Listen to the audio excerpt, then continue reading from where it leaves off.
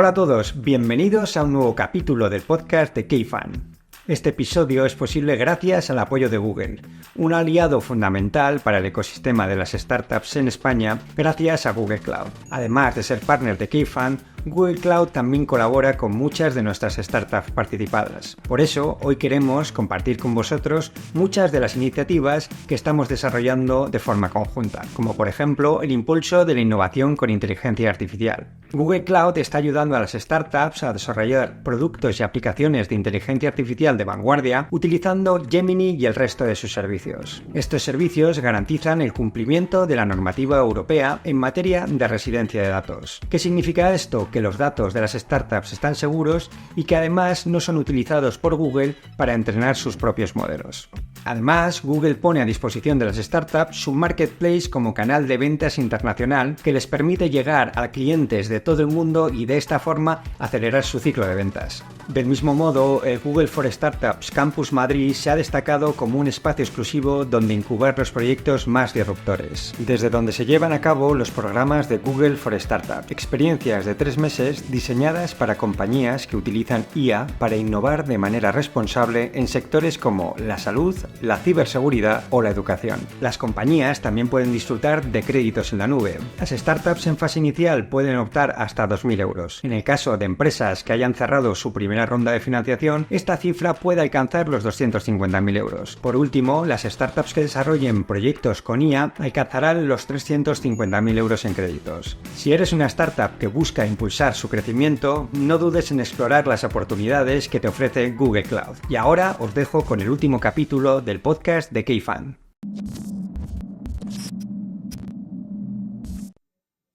Hello. It's a pleasure to be here. I'm the host today, so Jaime couldn't make it. Let's see if it catches up. My name is Gustavo Ribas. I'm the head of LATAM for K-Fund. I'm here in Miguel Arias. Miguel, how are you? I'm great. I'm happy to have you as host for a change.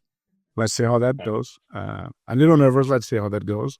And we also have here Manoel Lemos. Manoel Lemos is not only a dear friend, but he's the managing partner of Redpoint Eventures in Brazil, board member at several very interesting companies. We're going to discuss a little about that. And he's currently in the Bay Area. Welcome, Manoel. Hello, welcome. Good morning here. So for Miguel, it's already afternoon, right, Miguel? And bom dia, Gustavo, in Brazil. Yeah, we're It's conversation of the day, Manuel, so I'm very happy. Yes, that's good. and it's been a busy day. I mean, we've done a bunch of meetings already. But anyway, Manuel, do you want to give like a 1-minute presentation about who you are, and then we start discussing you? Well, I'm Manoel Lemos. I'm Brazilian. I'm from the interior of Brazil, from Minas Gerais state, a small city called Araguari. I became a computer engineer. That was my education. I actually started coding when I was 8-9 years old in my hometown. Then I did the computer engineering school later in Campinas at Unicamp. And then suddenly I became executive, founder. My career was a mix of running large tech operations as an executive in other companies or running my own companies. And in the end, I sold one of my last companies to a media group in Brazil, became their chief digital officer. That was my last executive play. And in 2014, I joined Redpoint Eventures as a partner there. So I'm still a managing partner there with Anderson and Romero. And right now, I recently moved to Silicon Valley to get more involved with the AI ecosystem. And it's been a fun ride so far. Great. So, a member of the Brazilian diaspora. I'm not going to go upon. There's a very famous joke that people do about Araguari in Brazil. Manuel, It's the beleza do Araguari, the right version. Yeah. It's the beauty of Araguari. So, Manuel, let's start. It's a pleasure having you here. I was doing the research for this podcast, and I mean, you coming from Araguari, you've been in tech for almost 30 years, though. So 28, yes. 29 years now. Starting as a Java architect at Celpan. Mm-hmm. When, by the way, it was, I won't say it was not common because it was actually the extreme opposite to do in Brazil. I can imagine in Araguari. how does a guy from Araguari get to become a Java architect at Sopra in 1996? Yeah, that's an interesting story. I love it.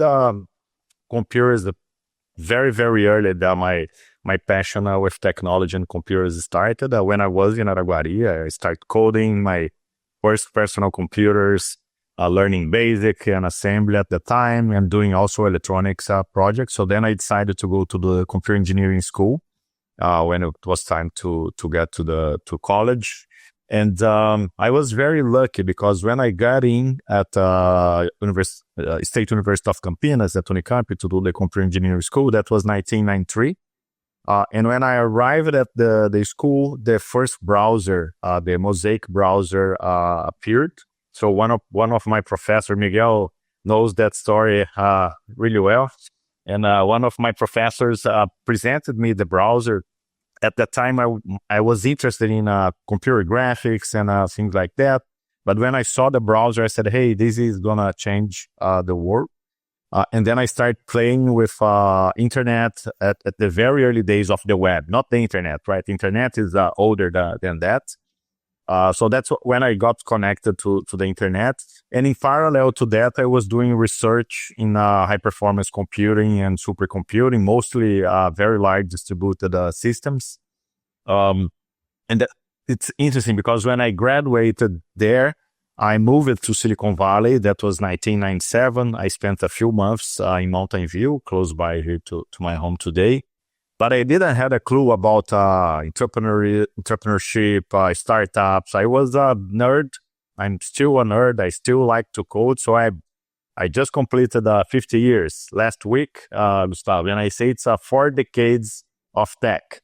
So since my very, very early 9-10 years, I was coding, and I still code almost every week. And then when I got back to Brazil in the beginning of 1998, I ended up founding my first company. So I think the entrepreneurship virus got me here in Silicon Valley, but it just presented the symptoms in Brazil. And that was part of the story. And then what happened with the Java thing was there was this very large project in Brazil that was being developed. I was there as a scholar in a scholarship program. I was helping the Ministry of Health of Brazil to design the architecture for the National Health Card project, which was a card, identification card for all the Brazilians to use the public healthcare system. And they found me at that time because there was a collaboration program between my university and the Ministry of Health. And they needed someone with knowledge of internet protocols and distributed systems. So they ended up with my name.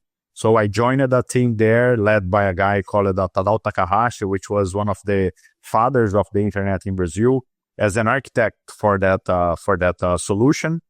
We didn't specify Java at that time, but we specified a lot of things that would be platform agnostic and based on open protocols and things like that. And then when that project became an international bid to find developers and companies that would like to provide a solution to the government, there was one consortium that won part of the bid that was led by an American company in the payment space called Hypercom, and in partnership with Sun Microsystems and Oracle.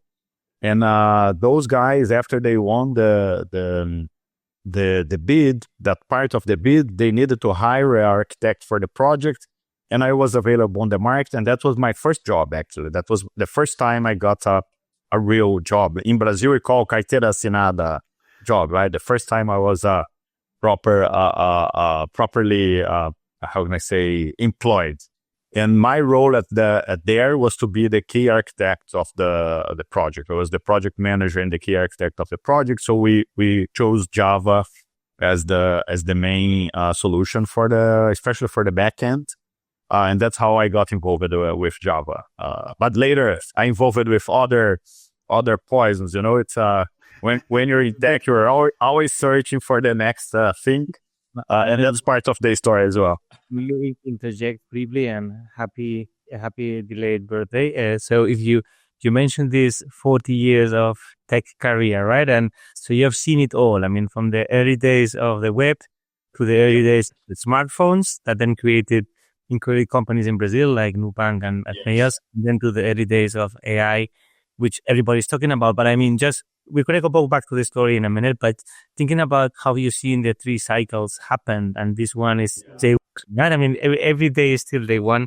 So how do you think LATAM will catch this wave? I mean, LATAM was able to catch the startups wave quite well with great companies. How do you think it's going to happen this time? Yeah, I'm still trying to make my how can I say, to further understand what's going to be this new wave based on AI. I think AI is just one of a few technologies that are going to shape the future and the technology landscape from now on.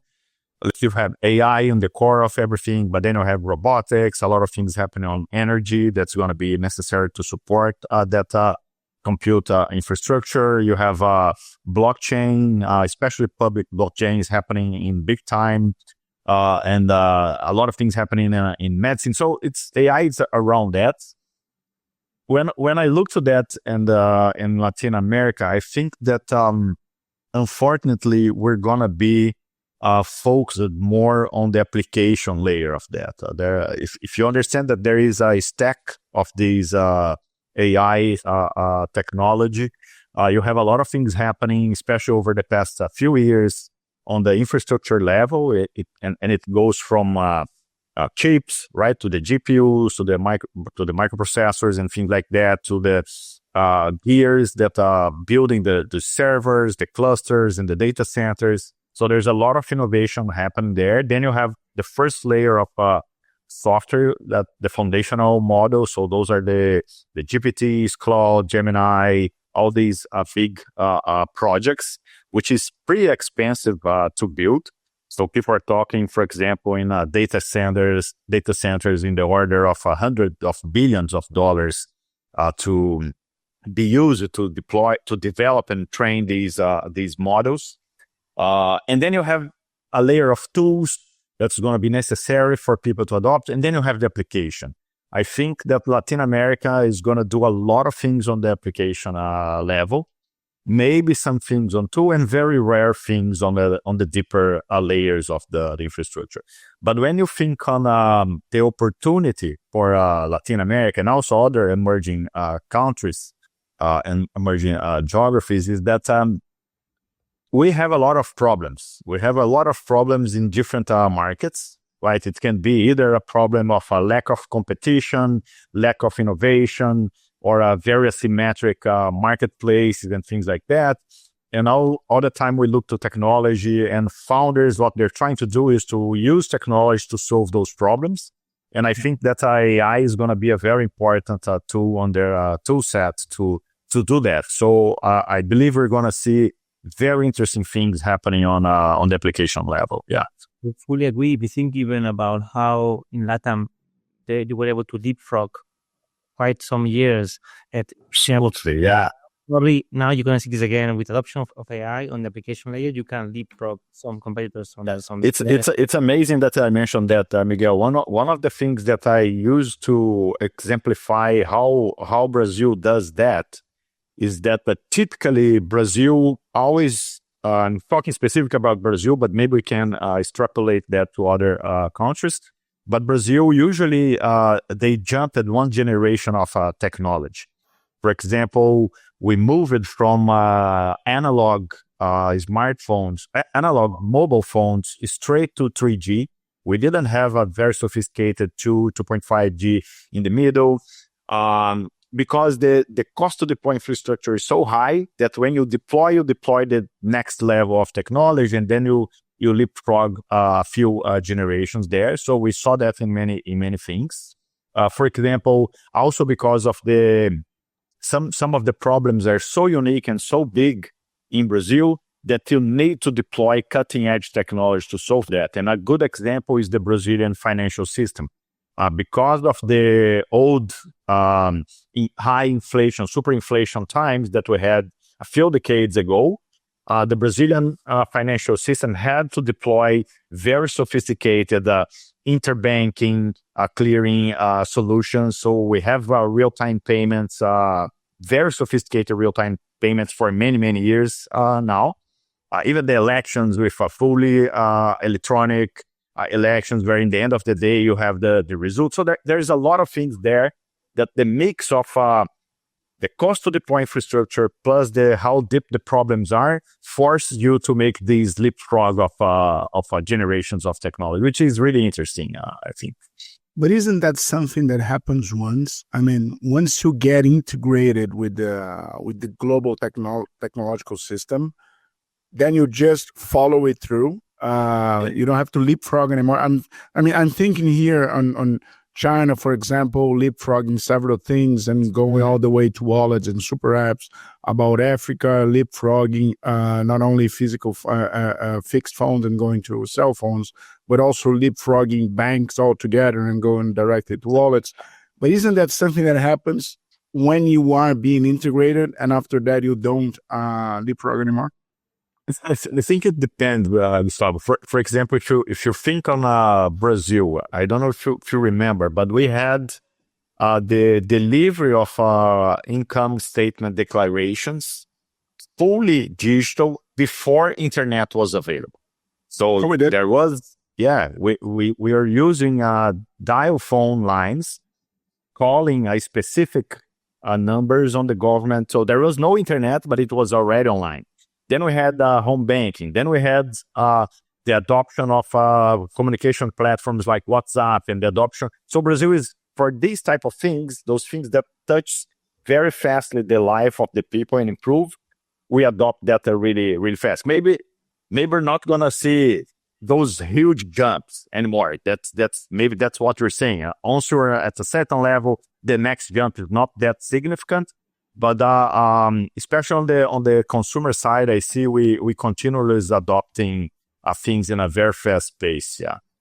So I want to go back here and see this segue of the income declaration before inventing the internet. How was this beginning of the internet in Brazil for you? I mean, you of course studied a lot about how it was in the Bay Area. You were in the center of this with the Ministry of Health program, and you met some of the, I would say, I won't say founding fathers, but the initial figures of this whole space, the people who were sponsoring this in a very visionary way. I mean, this is not an easy country, and so how was that? How was different from the Bay Area? I had, of course, a partial view of that. But a good example, when we're designing this project for the Ministry of Health of Brazil, we were including the project, the deployment, and we did it of our own packet network, because there was no internet for us to use at that time. The project was rolled out around 2000, 2004. And it was going to be very hard to use the internet for that. So we use our own network. Today, it's inconceivable. You can just acquire sufficient bandwidth to do that. But a few things I saw. When I arrived at Unicamp, I was lucky because Unicamp was one of the nodes of the internet backbone in Brazil. Mostly because of majority of the universities were on that. And almost every workstation at Unicamp was a hot IP on the internet. So you could just fire up a web server or email server and you have your own machine on the web. So that makes things a little easier. And we're maybe using the university infrastructure in creative ways, if I may say. And but then we start to see the developments of the commercial internet in Brazil, the deployment of mobile. I think mobile was a big thing, especially with 3G. Brazil has a very, very big penetration of smartphones, mostly Android phones with data plans in Brazil, and that's an enabler for people to adopting these new tools and services. But in the beginning, it was not that good infrastructure. We had a lot of problems on that, but it evolved fast. I mean, it's interesting to see. What took some time to happen was the funding ecosystem for that. When I founded my first company in 1998, which was that one when I got back from Silicon Valley, I founded this company called PageMe, which was the SMS provider of SMS information, services of information on top of SMS. And there was no funding ecosystem at all. I was trying to get money from big banks. I hired Arthur Anderson at that time to help me to write a business plan. I was not a business guy. I was more the... How old were you? I was 23 or something like that. Well, and Arthur Anderson for that, wasn't it? Yes, With Arthur Anderson. I had a friend that was a partner there, and she helped me with the bridge, and I hired them in a, how can I say, risk-based contract because I had no money to hire the guys. And we were trying to raise a lot of money. We were trying to raise, I think, close to $20 million for the project, where $18 million was to buy hardware, just for you to understand the difference of that time and today. Yeah. But the time was not good at all. We started the roadshow in January, February 2000, and the bubble burst in March. So I had very good meetings in January, beginning of February, and then I started having meetings cancellations in the second half of February, and in March everything was gone. We entered in a nuclear winter in Brazil in terms of funding. There was no activity at all. Just a few people got funded, and I bankrupted in the end of that year. So it was, I mean, there was no angels for you to talk about. There was no VC funds. There were no early stage funds. There was no role model for you to follow if you are founding a company. And so it was an interesting time. Damn, but yeah. No, go ahead. Yeah. No, but then things started to change around 2010. I think it was the rebirth of the VC ecosystem in Brazil, and things evolved a lot from 2010 to today. Yeah, I was going to mention 2010, actually, because in the middle of that, you actually founded other three companies. So you experienced this VC drought over and over again. I mean, how were these experiences improving from one another? I mean, not only money wise, but tech wise, talent wise. Yes. What had changed from 1998 all the way to 2008 when you became an exec? If I can make let's put a line. 2000 was with PageMe. It was, everything was new. I mean, I remember to build the infrastructure. I was going with a cousin to Santa Efigênia. Santa Efigênia is a place where you buy electronics in Brazil. We were buying the servers, we're building the servers, we're carrying the servers to a data center and installing that inside of the data center to have internet connection. Everything was hard. There was very few developers that were developing things for the web. So no funding at all. So it was mostly no activity at all. Then I founded another company while I was at a Hypercon. That's the first company that I was working with. That was around 2006. But it was not that, I mean, the answer is not gonna make it's not gonna be that good, because I didn't plan to launch a new company at that time. The thing was, I was a director of technology for Hyper. At the time, I was already the chief technology officer for Latin America there, mostly dealing with payments industry. My biggest customers were the acquiring networks in Brazil. And but then I started to study a new technology, which was Ruby on Rails. At the time, I was developing my own stuff in PHP. And a friend of mine said, "Hey, Manuel, take a look at Ruby and Rails. That's a new thing. It's going to be way easier to build web applications. You have to take a look." And then I spent some time studying that. And in a weekend, I said, okay, let's create a project. The best way to learn a new technology is putting your hands on the mess. You have to get dirty with the project. So I said, okay, let's create something. And that was April 2006. In Brazil at that time, people were talking a lot about the emergence of the blogosphere, like the blogs. The blogs were happening. Brazil, I think we just had, or we're about to have the first campus party with Telefônica later as a partner. And blogs were a big thing in Brazil, right? I mean, yes, at the time, and you were already top. Exactly. Blogs were a big thing. And I said, okay, I'm going to create a blogs indexing platform, a directory of blogs, because it was very hard for Brazilians to find really good Portuguese-speaking blogs at that time. I mean, the search tools at that time, they were not good for you to make this type of discovery.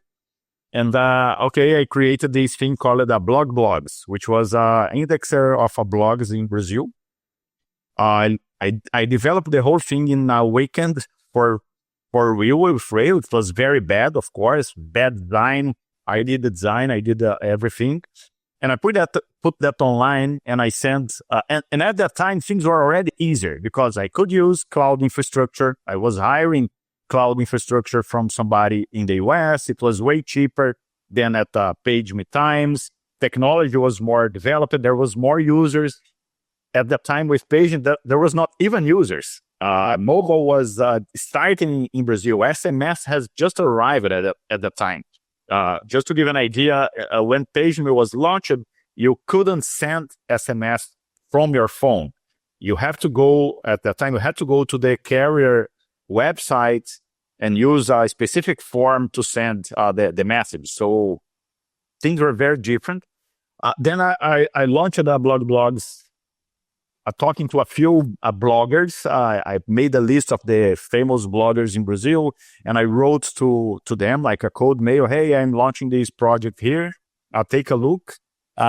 Very interesting. A lot of them answered to me. That's all. I was not known by them. And they answered with good ideas like, oh, this is great, but there is no blogs already registered in the system, so nobody's going to use it. I said, okay, it makes a lot of sense. Then I wrote a crawler that was searching Brazil internet for blogs. And in the first few days of operation of the crawler, it brought like 40,000 blogs. And then I launched it. Okay, now it's the largest Portuguese-speaking blogs indexing platform in the planet. The largest one. Yeah. In a full market of one. Exactly. And then it was very interesting because it started to get a lot of traffic. But I didn't want to get money at the time. I got a little bit hurt with the process with PageMe. For me, it was too crazy, right? A lot of people interested. A lot of money was going to flow into the company. Then it didn't happen and I bankrupt. So I was, okay, I'm going to do that just as a hobby. It's going to be a thing for me to play with. But it started to gain traction, especially during 2006. Not much, but in the end of the year, there was a few days that it had more traffic. I put some monetization tools based on Google AdSense. It was paying for the hosting by itself. And then on the next year, I said, okay, I'm going to redesign this whole thing with everything that I learned here around SEO and traffic. How could I boost traffic and things like that? And then it skyrocketed. It started to grow a lot. The unique barrier to grow at that time was how much servers I could add to the system. So I was waiting the servers to be full, get the AdSense money, adding more servers to that. And then something interesting started. A lot of the portals in Brazil, like the Terras, Wall, Ig, and a few of those guys started talking to me because they wanted to have blogs as part of their properties. And then I ended up selling that. I had many conversations with everybody. In 2007, Anderson, I don't know if you guys interviewed Anderson already, so I have to put him on the list. So Anderson is my senior at the computer engineering school. were not that friend in the engineering school, but then we became closer because of this. Anderson was starting the operations of Naspers in Brazil. He was the first employee of Naspers in Brazil. And he wanted to hire someone to be his tech right arm. They ended up in my name. We started talking. I said, "Hey, Anderson, this is a great project, what you're doing. I learned about Naspers, what they're doing. But I want to dedicate more time to this project here that I created, which is blogs. And then he said, okay, so let's talk again later. In the end of the year, he called me back. He said, I want to introduce you to the owners of Abril. Naspers owned 30% of Abril. Abril is the second largest, was at that time, the second largest media group in Brazil. And Naspers was pushing Abril to do more internet operations. And Anderson said, I want to talk with them because we have a new proposal for you. And in the end, they proposed to acquire blogs. It was more acqui-hire type of transaction. And I was going to run a Skunkworks project to do like a blue ocean development of Web 2.0 products. So it was a very, very appealing, proposal. They are going to pay a good, it was not something to retire, but it changed the trajectory of my life, the transaction. I got a big budget to build the team that I wanted, to build the products that I wanted. So I sold the company for them in the beginning of 2008, and we built a new company called Webico. And Webico was a Skunkworks lab to build Web 2.0 projects. With at TIC, we had like 45 employees there. The best tech team I ever had. It was the Webico guys. And then we're developing these Web 2.0 projects. Blogs was one of them. And Abril decided to cancel the project in the end of that year. So the blogging project. The Webico, the whole Webico feed, they said, okay, we're not going to do that anymore, but we have an offer for you, which is assume as the CTO of Abril Digital Operations. And later, I became also their chief digital officer running the entirety of their digital internet operations. And I was there for 5 years. So it was interesting, this whole thing. So it came from no ecosystem to a lot of ecosystems, some transactions happening, way more talent available, not that much available for Ruby, because blogs was one of the key Ruby projects in Brazil at the time. So I tried to get everybody that was involved in Ruby to join the team. It was the hot new tech at the time. But then at Abril, we did a lot of interesting things. And that was when I started to do angel investments. That's how my career started to shift to VC. So during the Abril years. Exactly. I did one investment in a friend of mine, a company of a friend of mine in 2020. In 2000, it's a very, very well-known entrepreneur in Brazil. It's Gustavo Caetano. When he started his first company, he's from Araguari. He's from my hometown. And when he started his first company, it was not even Sambatech. It was another company. I invested, but we shut down that company later. And but then during the Abril times, that was around 2000, more specifically 2011, 2012. A friend of mine, Luciano Tavares, I don't know if you know him. Luciano is the founder of Magnetis, which was an investment of Redpoint and recently acquired by BTG. And Luciano said, hey, Manoel, let's do some angel investments in tech companies. You know the tech side, I know the finance side. He loves technology. He actually codes really well today. He's also super excited with AI. And then we started doing some angel investments. We were very lucky in building an interesting small portfolio, but of great companies. Like we were the first investors in Creditas, ClickSign, Conta Azul, Asas, Rock Content. So it was very, very interesting companies. And that's when I started to feel how it was going to be if I changed side, right? Instead of being just a founder or an operator, to be an investor. And then Anderson launched the Redpoint Eventures in 2012, invited me, but I couldn't join at that time. I became an advisor of Redpoint at that time. And in 2014, when my vesting at Abril ended, I joined Redpoint as a full-time partner. Yeah. So just one question here. I mean, you two have this in common. Of course, during your VC years, you saw this several times. I mean, the company is being acquired and the founder becoming an executive in the acquiree. How was passing through that for you two? That was growing from a founder to become an executive after, an acquisition, because you already sort of sorted out financially. I wouldn't say like for life, but certainly you are in a better moment financially speaking than you were before. It was, and then your investing comes as sort of like a way to bring the chaotic part back in your life or something like that. Yes. Yeah, it was very. The experience at Abril was very rich in many angles. I remember having this conversation with one of the owners of Abril, and one of the things that attracted me to the project was the possibility to join a group that was going to pass through one of the deepest transformation in their industry. At that time, I already had the understanding that media was going to be profoundly changed by the internet. And then it's going to be a chance to see that from the inside of the beast, from the eye of the hurricane, eye of the storm.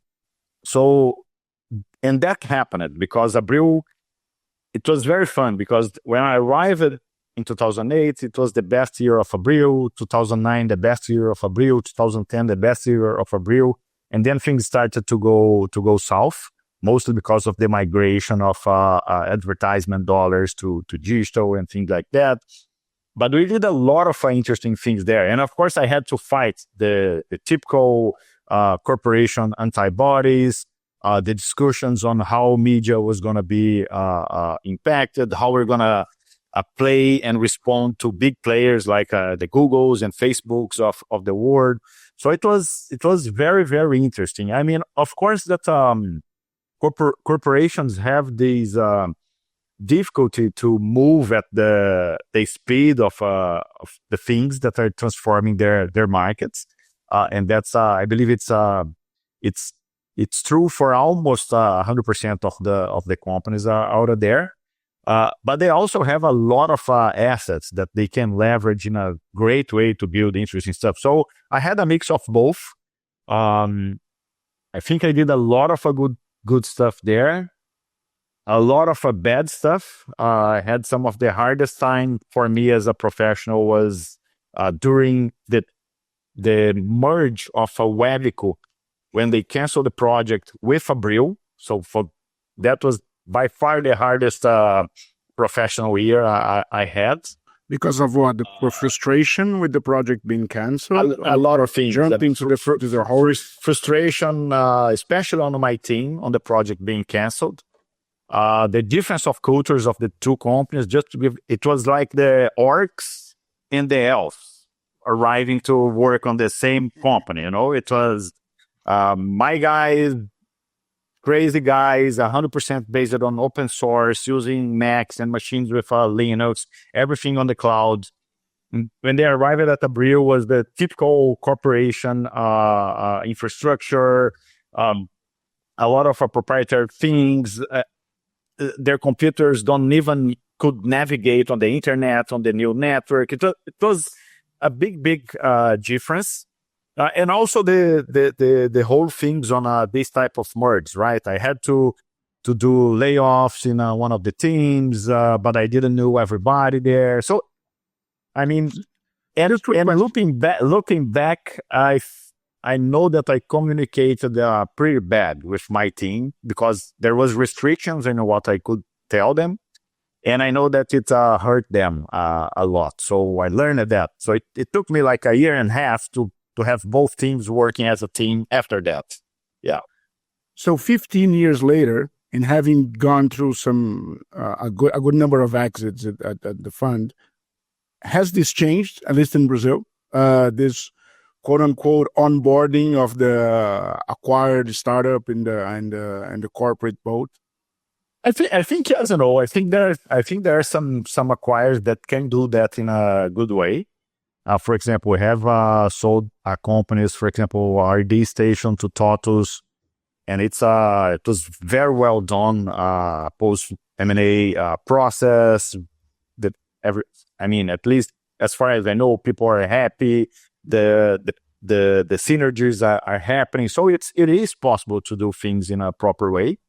But it's we know that M&As also have these very high failure rate, right? Because of these, not because of the integration. Sometimes the whole business case is not there, and people design that thinking that it's gonna materialize crazy synergies, and it's very hard to make synergies to work. But I have seen very good examples happening. Manuel, I like a good metaphor on that. When a corporate acquires a startup, it's like a lightning hits and kills everybody in the startup. And then they some wake up, some just are dead forever. And the ones who wake up are zombies. So one has an eye, cannot see, the other one has an eye.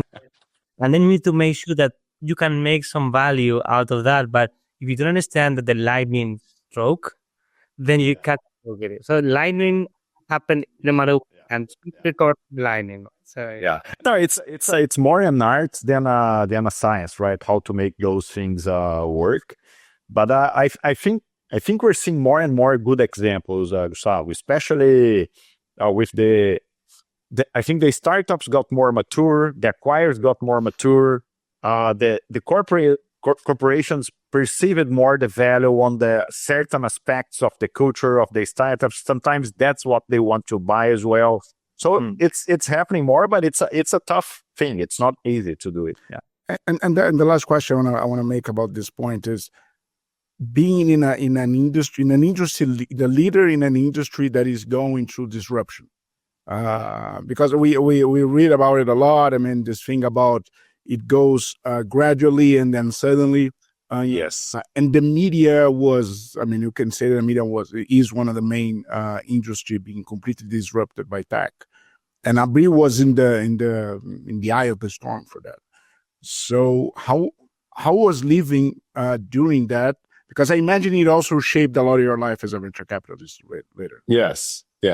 I mean, the first thing that the first lesson for me is all the stories that we heard about disruption, they do happen. So we need to understand that this is not something that people crafted to have a very nice Harvard case about disruption. They do happen, and they happen all the time, everywhere. So it's important to know that. It's also important to understand that sometimes you are a victim of your own greatness because you have so many resources, you have so many very good years and good trajectory that you don't believe, or you have a hard time believing that things are going to change. And then you take some time to move, you move less than you should. So that's another thing. I learned about the importance of culture.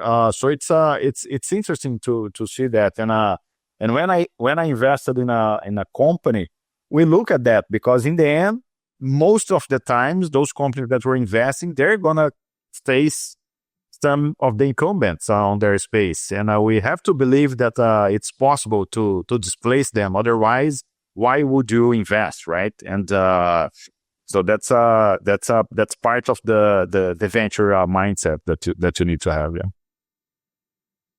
So, Manuel, there's one thing that you said before that resonates still in me, just bringing this back up.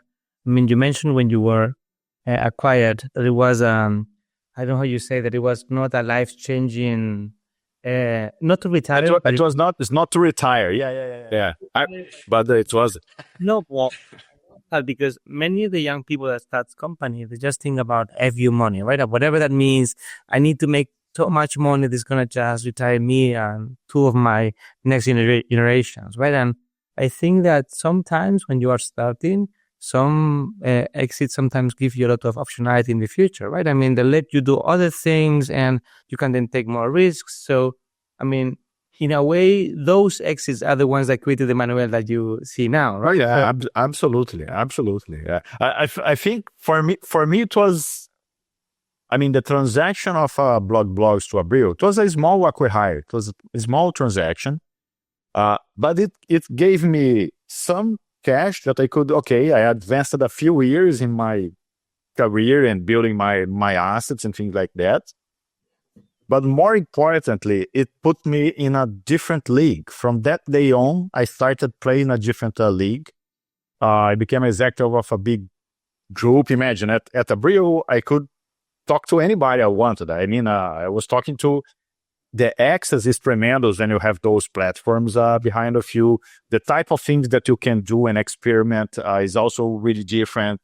So it provided me not just the money, but I think that the most value was created not on the money side. It was on the options and the access and the opportunities that it opened to me, So if I had to go back in time and do exactly the same transaction, I'll do it eyes closed.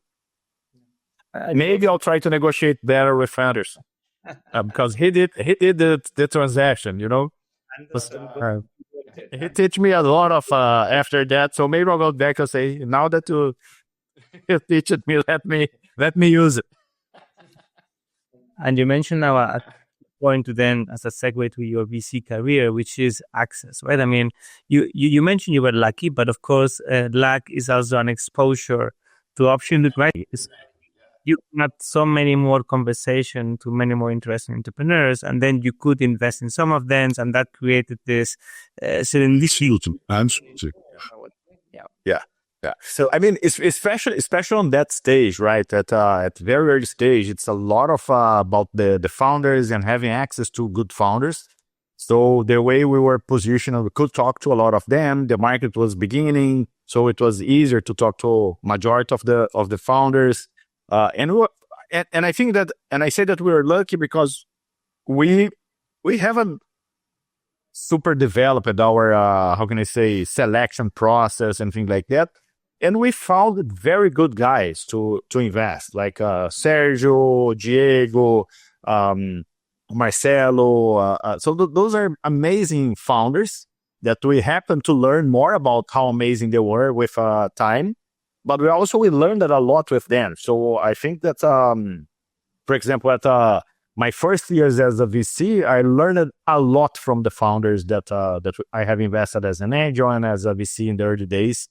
And that helps a lot because that learning is hard to acquire. And that's why VC is a hard to break industry. It's hard to crack the VC play, And Manuel, I'm curious now. Let's gossip for 1 second. I mean, that initial proto funds you created as an angel investor. I mean, I always like to say that angel investing is a very expensive hobby.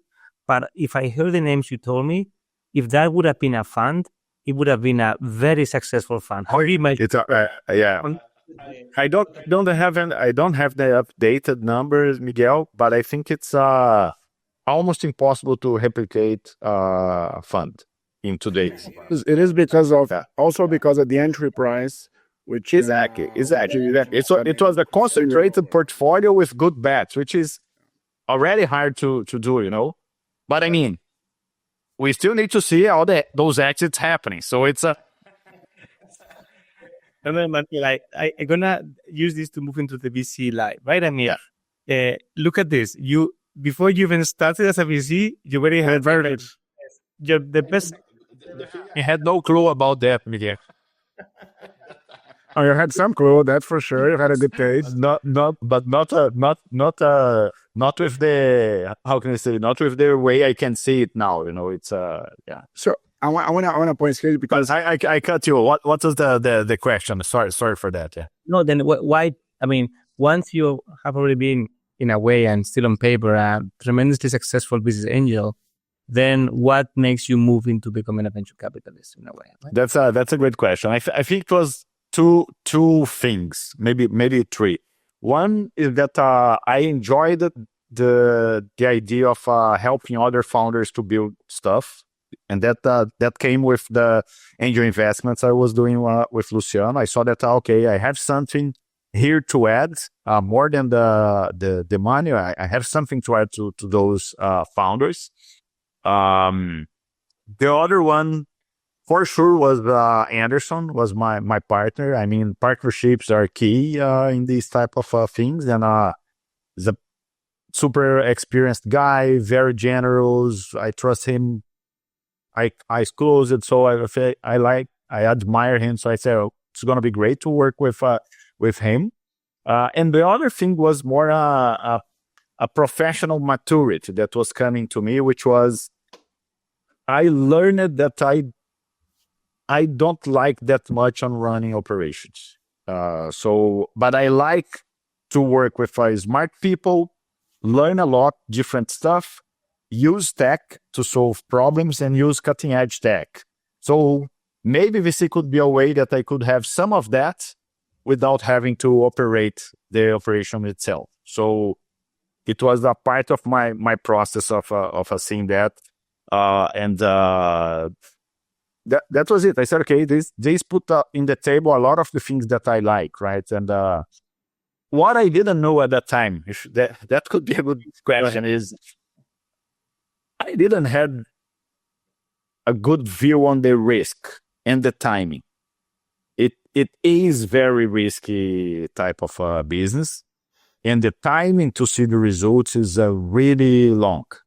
So I think that the time is the most overlooked aspect of the VC, especially for people that are starting in the industry. Yeah.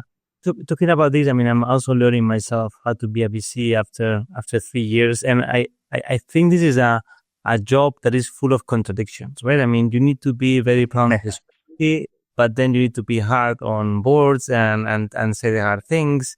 You need to be early, but not really too early. You need to be contrarian, but you need to understand the trends.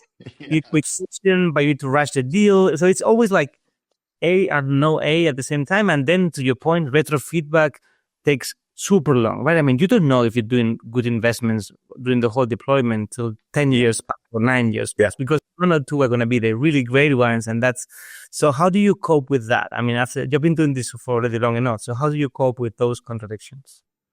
I mean, I was learning with the game, Miguel. It was, I think that when you do the deals, you try to find the best founders, the best projects, and you try your best to make the best bets, and you totally believe that they're going to be good bets. Otherwise, you shouldn't do the investment, right? So it's a lot of excitement when you're deploying money, and then reality arrives. You're gonna have soon. I mean, arrives soon. Yeah, because it's right earlier.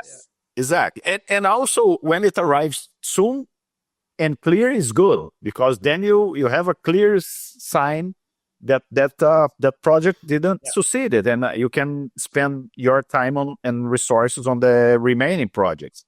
But the reality is, it's the life of the entrepreneur, the life of a startup. It's not a linear.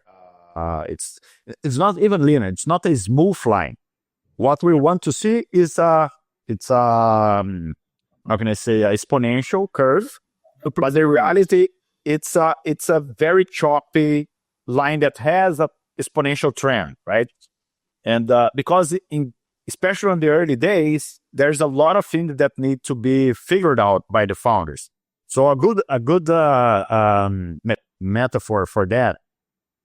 When I joined at Redpoint, I came to Berkeley to do their VC program at Berkeley. I don't know if you did you do have you done that, Gustavo? No. So it's a very interesting program. It's from a great professor there. It's a 1-week program, and he put interesting metaphors there. So the first thing is, when you invest in these early stage companies, they have all the risk of the world is there, right? It's everything is risk. You don't know if the founders are gonna play well with each other. You don't know if the technology is going to be mature enough to solve the problem they want. You don't know if they're going to be able to build a product. There's a lot of things that you don't know. But the secret is not trying to take all these risks off the table at once, because it's very hard to do that. And it's very expensive, and it requires a certain scale. So the game is you took a small set of risks on each stage of the company. So that's why on early stage, super early stage, you want to see if the team works, if the technology works, and if they can build a product, a prototype, they can validate a few things. Once that's gone, okay, now let's see if there is a market, if it's scalable, if it's repeatable. Now they moved from that phase to a Series A. Now it's more about repeatability and scalability. So that's what you go learning with that. You also train your mind to deal with these contradictions, right? Because, for example, if you're investing in something that is obvious, that is going to be a real need on the market and everything, probably there's going to be 30 guys doing that. And then it's going to be very hard to be the big guy. Maybe it's too late, to do that. So you, with time, you go calibrating your decision-making process around that, I think it was Peter Thiel who said that you should invest in good ideas that look like very bad ideas.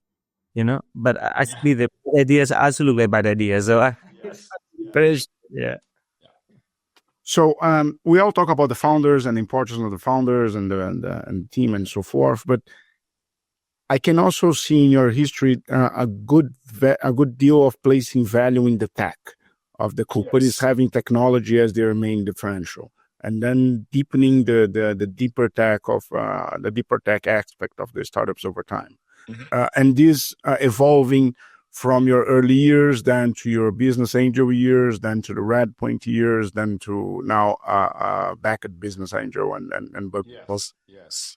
How do you see that going over time? And you always had this connection in the US, just so everyone knows. So we're talking here about Redpoint Eventures. Redpoint Eventures, the first Brazilian VC fund, is sponsored by two Silicon Valley firms, both Redpoint Ventures and Eventures, focus on early stage investments in Brazil. Very well connected with corporates. I mean, it was always very well connected.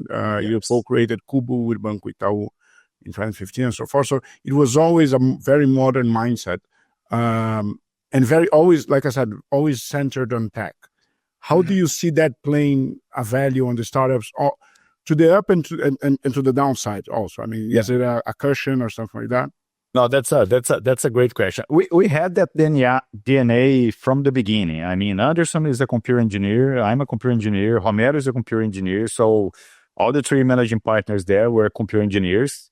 And Redpoint is a super investor in tech from the early days here in the Valley, and Eventures as well, now Headline. So when Anderson created the firm, he brought a lot of the Silicon Valley ethos to the way we operated. So we got inspired a lot by our partners here and how the market used to work.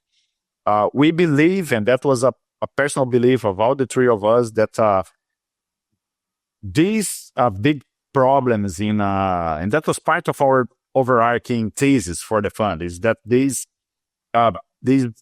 large markets in Brazil, where there are large opportunities, they have large, big problems that are going to be solved in two ways. Either it's going to be an infrastructure thing, which is not our play, right? That's for a different type of fund and things like that.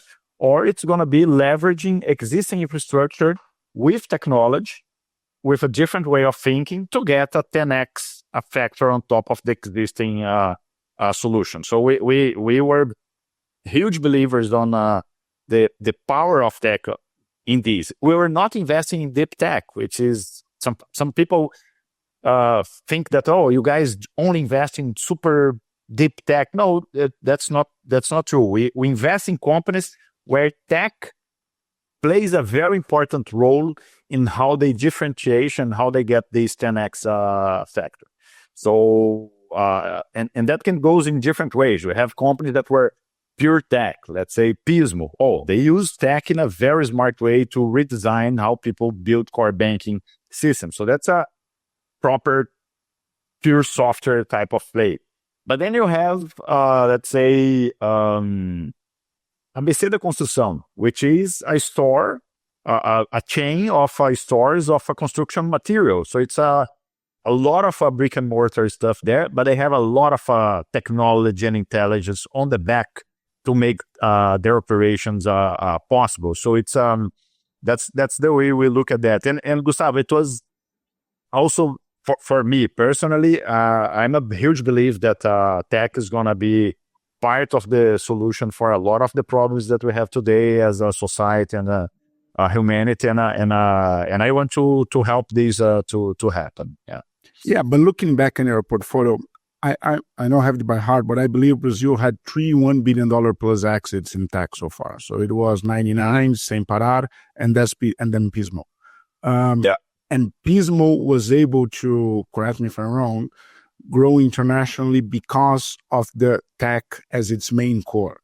Yes, and you guys participated in all that, an amazing company and so forth. So would you comment a little about this differential of the Brazilian founder that grows internationally, that uses tech in a very smart way, that goes into the US, makes a dance in the US? It's hard to find a pattern there because those are very unique founding teams. But Pismo, they did a interesting thing, which was they knew very well how the old tech stack and tech solutions for their industry used to work. And that was maybe 20, 30 years old type of stack and solutions. And they saw the possibility to rethink everything around that with the new architectures, cloud, and things like that. And they came to build that because they knew that that was going to provide multiple axes in terms of speeds, efficiency, performance, and flexibility, which was what the market wanted at the time. So they did that in a very, very nice way. But it's not common to do that because Pismo is how can I say, is an outlier in that space, right? When you look to Pismo, Nubank, those guys are big outliers. But what I like to do, what I like to talk about how Latin American Brazilians use tech, it's sometimes because of our scarcity of our resource, we have to be very creative on how we use tech. And that's where a lot of interesting things come from. So we love those things. But there are examples that are on the other hand. They use the tech to come with a new business model that later was exported to other countries. And Gympass is a case like that. Also an investment that we did on the early days. So they came with an idea that was Brazilian jabuticaba. This idea of having these gym plans that you buy and then you use corporates to distribute that. So they created a very interesting thing. So I can say that we were all that focus on tech. What I do is when we look to a company, we pay a lot of attention on how important tech is going to be as a big lever for them. Yeah. And Manoel, you mentioned some great examples of Brazilian companies that were able to crack the international market. And we have also a big audience in the podcast on Spaniards and entrepreneurs in Europe that also would like to look into LATAM. And then Brazil is like a big monster, right? I mean, everybody says it's hard to do business in Brazil, that you will most likely fail. What would be the biggest learning you have from the other way around? The companies, the startups trying to establish a presence in Brazil. Is there any big mistake you see repeatedly happening or a piece of advice you give to entrepreneurs? You mean from companies that are outside of Brazil try to come to Brazil? Okay, that's a good one. I think one common mistake maybe is to do not understand how local things works. I'm going to use small examples just to use that as a how can I say just to exemplify it. For example, in Brazil, we had a lot of these things around boleto, which is kind of very unique to Brazil. So we saw in the early days people arrive in Brazil to develop, let's say, recurrent payment solutions and things like that. But Brazilians were using boleto in a big part of their, and boleto is completely different than credit card and things like that. So you need to understand those particularities. Otherwise, you're going to have a hard time making things work. Another example in a good way. If you're going to Brazil, try to understand the role of WhatsApp, because WhatsApp is a tremendous platform for distribution. It's not that easy to do it right, but there are people doing that in a very smart way. There is this a company called Be Confident. I don't know if you're familiar with them. They have a tutor, an English conversation tutor based on AI, that the main distribution channel is through WhatsApp. So those are the things that you need to understand. And Brazil has also a lot of taxes, regulation, complexity that sometimes it bites people when they're trying to do things. To understand that Brazil is not homogeneous. I mean, São Paulo is one thing, the city of São Paulo is another thing. But if you go to even Araguari, or if you go to the north of the country, things are different in terms of infrastructure and access and things like that. So it's you need to understand those things. Yeah. Yeah, you probably have one of the best examples in your portfolio, which would be Happy for that, right? Yeah, Happy did a great job. I mean, Lenny, but they learned a lot, and they had to do many different things to find the current status of operation. And also, we saw a lot of big companies trying to bring operations in Brazil and failing. For example, I don't know if Uber Eats is still in Brazil, but then you arrive in Brazil and you have iFood, which is tremendous footprint, and then you have Rappi. How you create an edge there? It's Brazil has some. I mean, every country has their own particularities. You cannot assume that because it's software product and I can deliver over the internet, that it's going to another geography is just like, okay, let's translate my website and everything is gone, because it's not true. And after all that, going to Banco Itaú, which is, of course, in the center of Brazilian financial system. We all talk about the Brazilian fintech boom and the likes. And Banco Itaú is definitely a potential acquirer of all these fintechs. Everybody thinks about that. Is a very, very cutting-edge company. They're digitizing themselves in a very smart way. How was, after all this, seeing this internally from a corporate point of view? From like a gigantic corporate expanding all around, international presence. Yeah. And the story was when a few years ago, we decided not to launch new funds at Redpoint, under the Redpoint Eventures brand in Brazil. And then the partners were looking what we're going to do. Romero launched a new fund, Headline Brazil. And Itaú invited Anderson and I to design a corporate venture capital fund for Itaú. So we spent some time there learning about the bank, how the bank works, what are the key things there.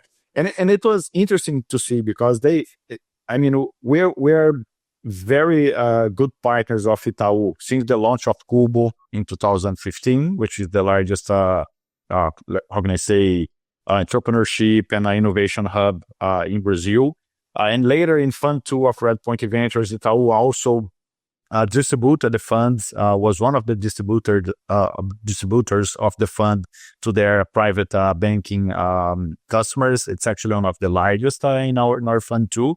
So we have very good relationship with them, and we like a lot how Itaú plays. They like to do things with excellence. They don't rush to launch things if they're not comfortable that they're doing the best thing. They're also developing a lot of very agile things on the business areas, on how they're deploying technology. It's one of the, I think if it's not one of the largest, maybe it's the largest IT company in Brazil is Itaú. So we learned a lot, but we ended up not launching the fund that we were designing. So right now, Anderson and I were on the board of Cubo, and that's the bulk of our relationship with them. What I see is Itaú is also a very unique company, right? It's 100 years company, a tremendous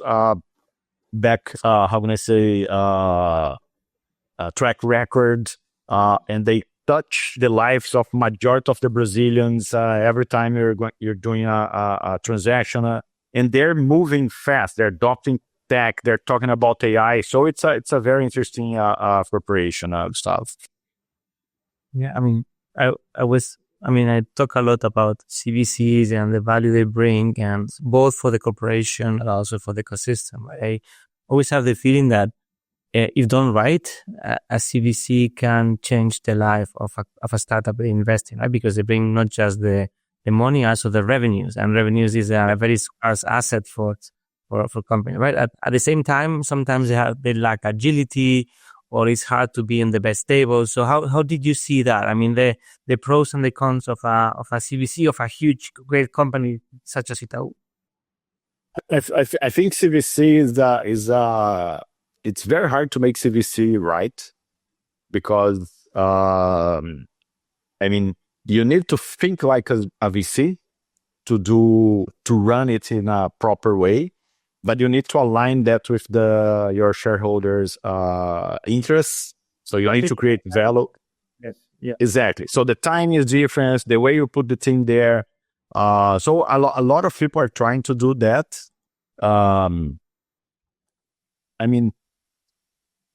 I don't know what else I can say here, but if you look, for example, Itaú has a very interesting story on doing very sophisticated investments. XP was an investment of Itaú. You have Zup, they invested in Pismo. So despite of their size, they have been able to do deals at very different orders of magnitude, from an investment in an early stage company like Pismo or a deal like XP. They can do it all, and that's not easy to have that type of things. Of course, that the frequency and the speed could be different in some areas, maybe in others, but they're doing a tremendous job on that. Okay, so now with all this experience about after founding startups, accelerating, leading, or investing in other startups, going through the corporates, helping these large conglomerates reinvent themselves, you are in sort of like a sabbatical in the Bay Area, with a lot of time in your hands. Not that much, but not that much.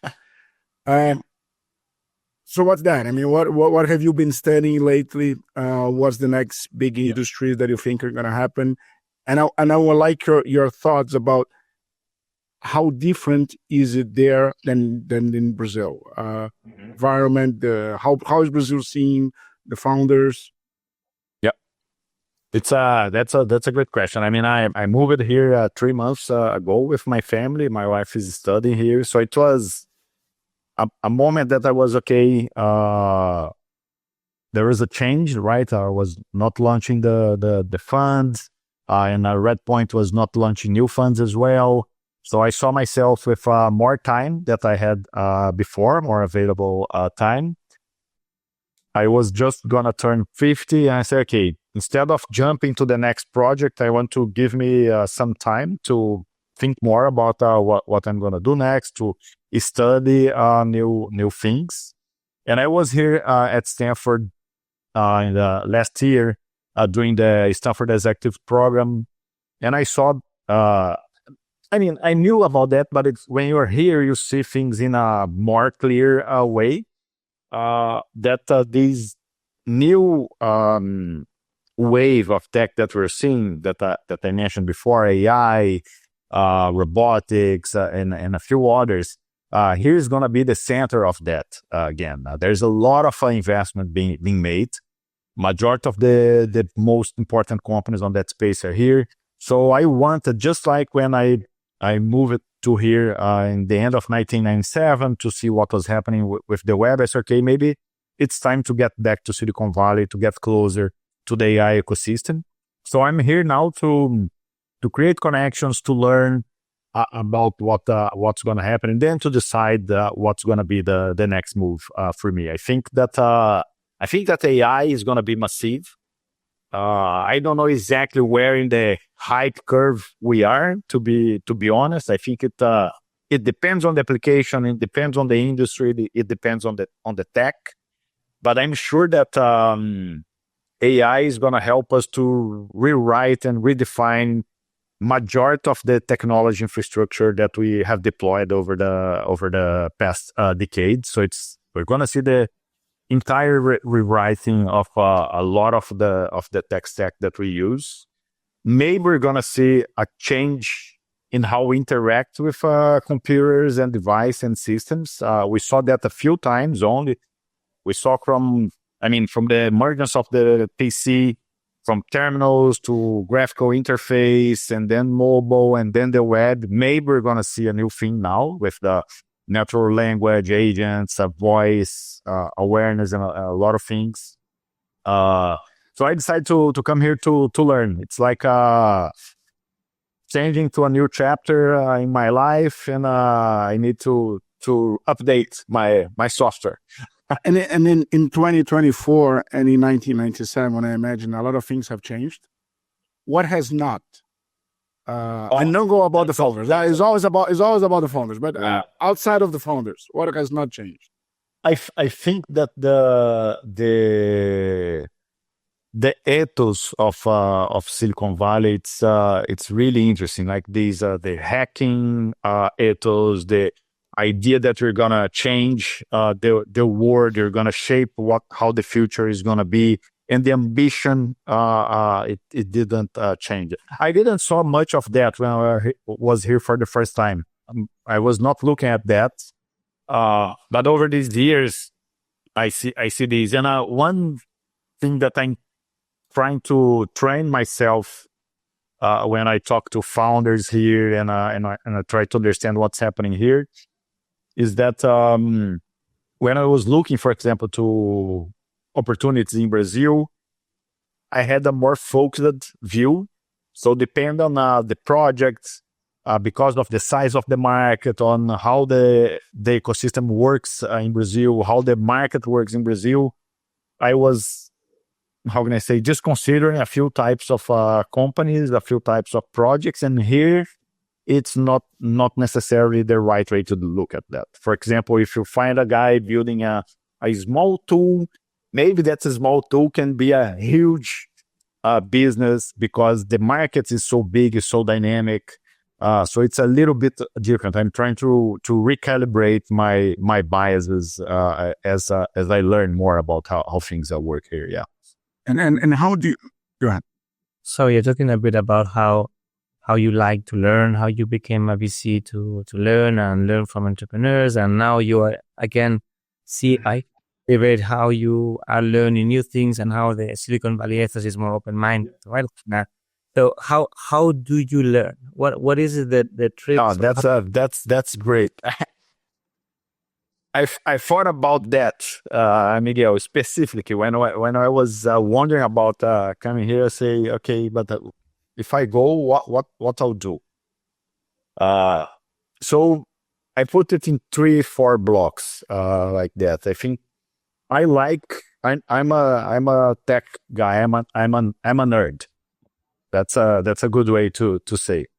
So I like to understand how things work. So one of the things that I'm doing, I'm studying the technology that I'm interested. I'm reading the AI papers. I'm reading the original, very old AI papers. That was the beginning of this revolution that we're seeing. The perception papers. I was reading all that. So that's one thing, and that's, to be honest, it's more for my own intellectual fulfillment. Yeah. I confess that a lot of the things that I read, I cannot understand fully because the math is now getting harder and I'm not that sharp. But it gives me a good understanding on what's happening. So that's one thing. The other thing is I like to put my hands on things. So I'm coding. I'm writing my own AI applications. I'm using a lot of AI tools. I'm trying to put AI in everything I'm doing. So that's I want to have a grasp of what this technology can make us do or not, can allow us to do or not. I'm talking to a lot of people. There are a lot of people way smarter than I, that has deeper understanding of all those things. So I'm trying to learn with those people, and those are founders, investors, researchers, professors at Stanford and things like that. People have the value, right? I mean, oh yeah, it's unbelievable. People are really open. So those are the three main ways that I learn. And also another way is to get closer to founders that I can help. So I'm doing mentorships and things like that, because that's when you see the problems, and then I try to help them with the problems. That's a way to, it's like exercising what you learned. So that's a bit of that. I would like to be writing. Didn't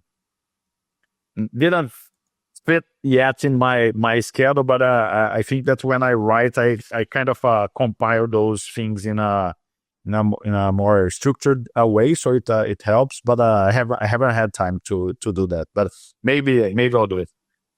And you were there, but you are at the same time sitting in the board of several startups here in Brazil. Yeah, I'm not several, but a few. The portfolio is getting small, but yes, I do some boards, not just on startups. I'm in a few other nonprofit boards. So I keep doing those things. Yeah. How do you see our companies evolving in this AI wave compared to there? I think that on an application level, we're going to be maybe on par with what's happening here on adoption, users, and application. On the infrastructure, definitely, I don't see much of that in Brazil. It's going to be few cases. I think the gap, it's shorter now. Right now, you can have access to the most up-to-date things majority of the time. Maybe with a smaller gap here. So I want to see more usage of AI in Brazil. I think it's starting, but I haven't seen the big things happening. But I believe we're going to see that now. I believe that this end of 24 and the whole 25, we're going to see a lot of things like that. And also the emergence of a few pure, let's say, AI native companies in the ecosystem. Yeah. Yeah, and one last question, because before we go into the closing ones, how do you, having experienced the Brazilian VC ecosystem in such a broad form and now being there, how do you see this competition playing out? I mean, Brazil competes in scarcity. You are more competing against the whole system, against yourself.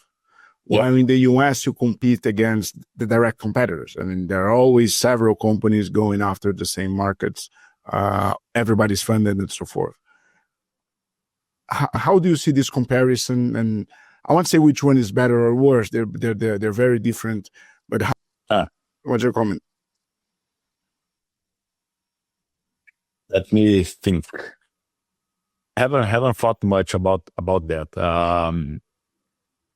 I think here you can worry maybe less with this competition on the beginning and focus on building and trying to build a great product, a great company. If it is a great company, a great market, I believe funding will be available and you'll be able to grow. In Brazil, we have to be more rational about that because funding is not always there. Not always.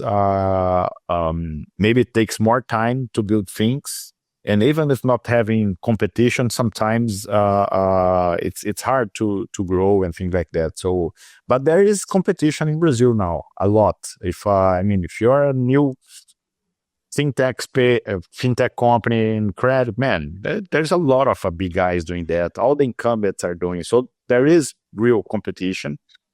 I do agree that there is a lot of a place with high grass to be easily cut, right?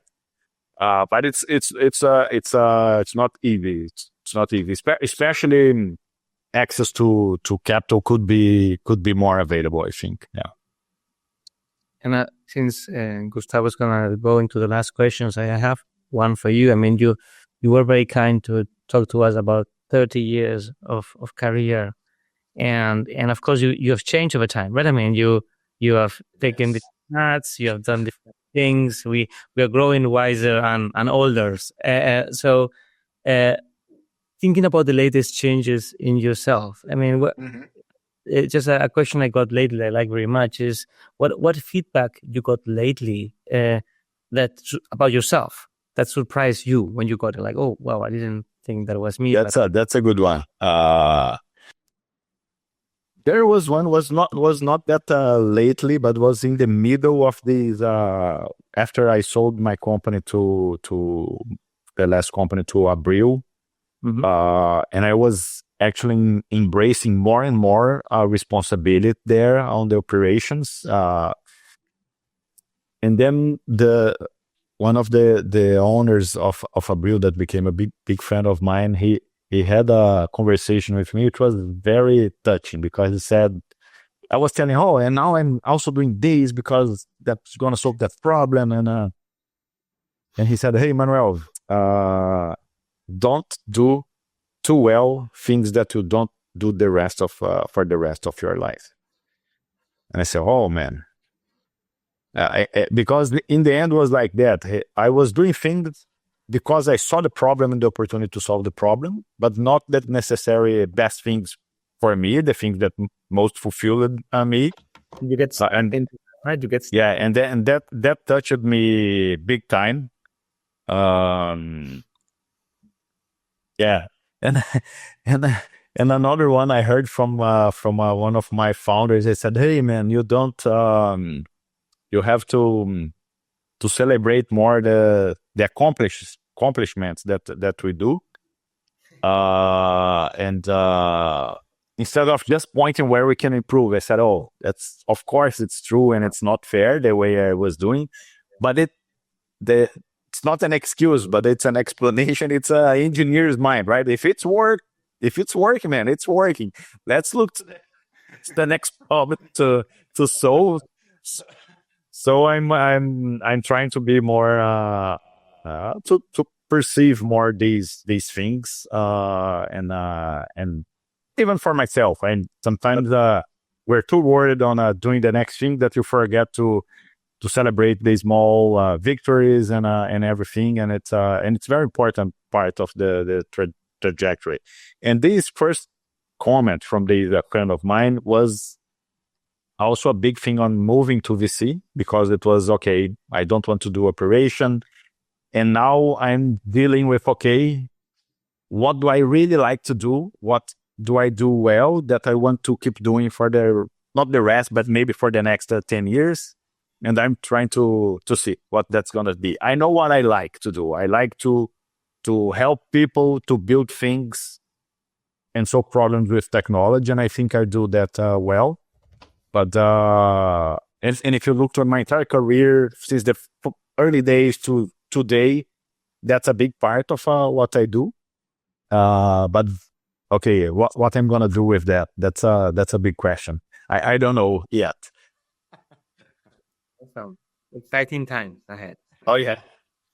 Oh, by the way, we do too. Okay, so we also believe you're very good at what you do, and by now you've certainly been through all the hardships of the VC world. I mean, going through the J curves and the fundraising parts and stuff. So you can enjoy the good parts. So we always ask 2 questions before closing. The first one, if there's a content that you would like to recommend, could be a book, could be a podcast, a movie, could be about founders, love, whatever, health. Nice. Now I'm reading. I'm not reading too many books. I'm actually reading old science fiction classics. Maybe because I'm here and all these things that happen. I say, okay, let me give some time here. But there are some books that I think that are really interesting to read. One is called The Economics of Information Technology. It's a small book from Halvarian and Ben Shapiro, which are 2 economists. One of them is the chief economist at Google, and those guys they discuss how these new era of information technology change how we understand value of things, how it changes the economics of things. And it's very interesting for anybody that is in tech. So it's for me, it's a great book. There's some very good podcasts. I think on the top of my list is the Acquired. I don't know if that's something that you guys have seen. The tremendous work that those guys are doing. So I love them. And now in this AI space, there is the newsletter called Every. I don't know if you crossed that. And it's let me check the URL here. It's every.to, and it's amazing content there of people that are building stuff with AI, discussing things. So I like that very much. Those are a few hints. Very nice. Be sure to subscribe for that. And is there a person you'd like to recommend for the podcast?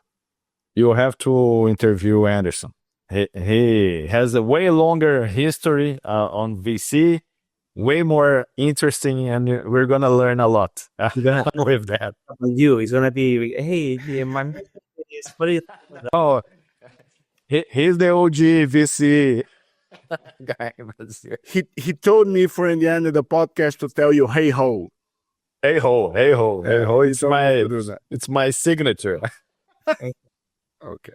Well, Manoel, thank you very much for coming. It was a pleasure to have you. Thank you. Thank you. Good to see you guys. Bye-bye.